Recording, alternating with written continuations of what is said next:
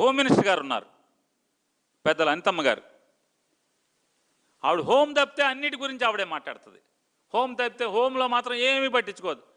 అఘాయిత్యాలు పట్టించుకోదు, law and order failures పట్టించుకోదు, మర్డర్ల గురించి పట్టించుకోదు, రేపుల గురించి పట్టించుకోదు, పోలీసులు చచ్చిపోయినా పట్టించుకోదు, పోలీసులు తన్నినా పట్టించుకోదు, పోలీసులు తెలుగుదేశం గుండాలు కుమ్మినా పట్టించుకోదు, ఈ పోలీసులు బాధలు పట్టించుకోదు, పోలీసులకి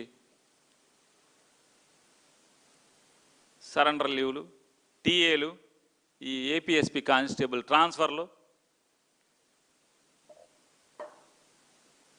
జగన్ మీదకి మాత్రం మూడో కాలు మీదకి వచ్చేస్తుంది ఆవిడ. జగన్ని తిట్టాలి, ఎవడున్నారా మీ మంత్రుల్లో, జగన్ గారు చంద్రబాబు లేస్తాడు, లేదా లోకేష్, ఎవడున్నారా మనడు అందుబాటులో, జగన్ తిట్టాలి, నేనున్నాను సార్ అని విశాఖపట్నం నుంచి పరిగెత్తుకు వచ్చేస్తుంది ఆవిడ. మిగతా వాళ్ళు ఇక్కడ ఉంటారు, బెజవాడలో ఉంటాడు, ఈ పక్కన గుడివాడలో ఉంటారు, ఆ పక్కన అక్కడ ఉంటారు, ఈ పక్కన నూజివీడులో ఉంటారు, ఏలూరులో ఉంటారు, అన్ని చోట్ల ఉంటారు, పాలకొల్లో ఉంటారు, ఈ పక్కన ఉంటారు. వాళ్ళేమో సైకిల్ వేసుకు రావాలి, ఈవిడ విమానం వేసుకొస్తుంది కదా, అందుకని లేట్ అయిపోద్ది అనుకుంటా. ఆవిడ ముందు వచ్చి మాట తిట్టి వెళ్ళిపోద్ది జగన్ గారు.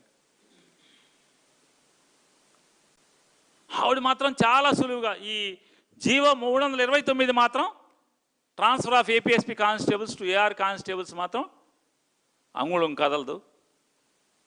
2010, 2026 ఇది అంటే 16 ఏళ్ళైనా ఇది కదలదు.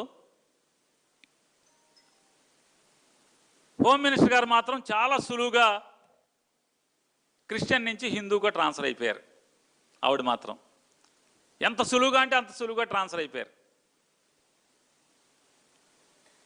ఈ శాఖలో మాత్రం ఈ జీవో మాత్రం ఈ ఏపీఎస్పీ కానిస్టేబుల్స్ మాత్రం ట్రాన్స్ఫర్ అవ్వరు ఏఆర్కి. అరే మీ కింద అనితమ్మ గారు వెట్టి చాకరీ చేస్తున్నారండి వాళ్ళు. ఏపీఎస్పీ కానిస్టేబుల్స్ నీ శాఖలో నీ మంత్రిత్వం కింద నీ కింద వెట్టి చాకరీ చేస్తున్నారు. కనపడదా? కనీసం వాళ్ళ అర్జీలు వినపడవా?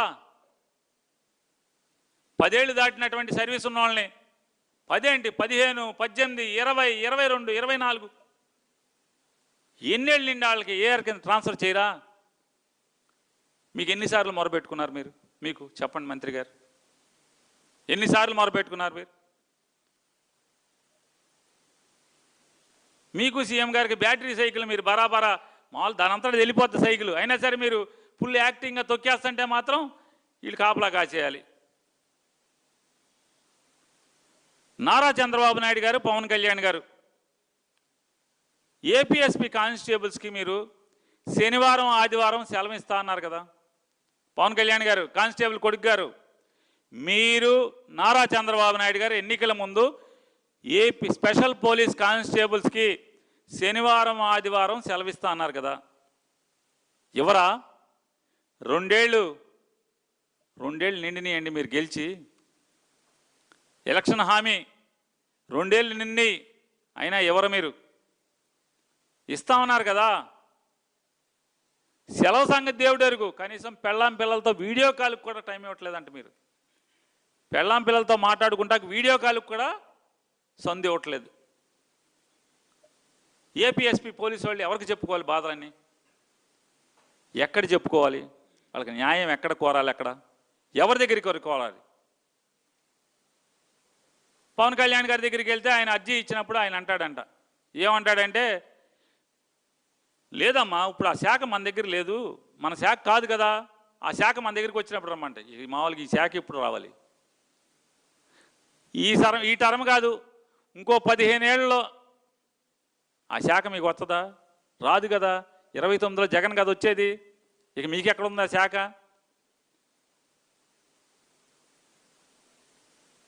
పేరుకేమో డిప్యూటీ సీఎం, మీకు ఆ శాఖతో సంబంధం లేదు. సినిమాటోగ్రఫీ మీరు చూస్తారు.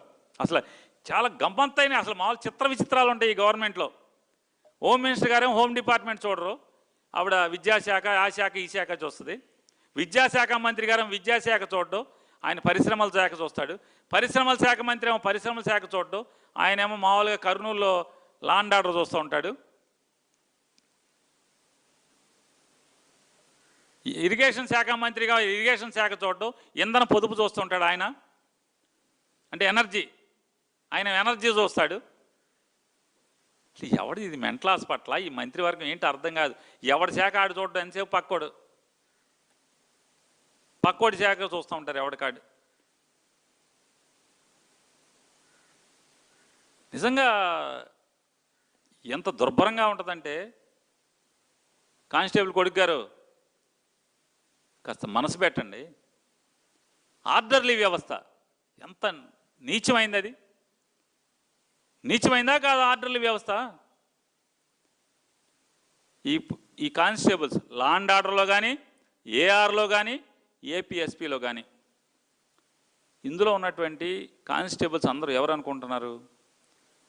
MSc, MA, MCom, BEd, engineering degree చదువుకున్న వాళ్ళు తక్కువ ఉంటారు. ఆర్డినరీ డిగ్రీ బిఏ బీకాం చదువుకున్న వాళ్ళు ఇంతెంత చదువులు చదివి ఆర్డర్లీ వ్యవస్థ కింద పనిచేయటం అంటే ఇళ్లల్లో వంట చేయటం, ఇళ్ళు తొడవటం, బట్టలు ఉతకటం, కార్లు కడగటం, కారు తోలటం, మొక్కలకు నీళ్లు పోయటం, మొక్కలు కత్తిరించటం, ఇంట్లో సిమెంట్ పని చేయటం, తాపీ పని చేయటం, ఇళ్ళు కట్టడం, బాత్రూములు కడటం,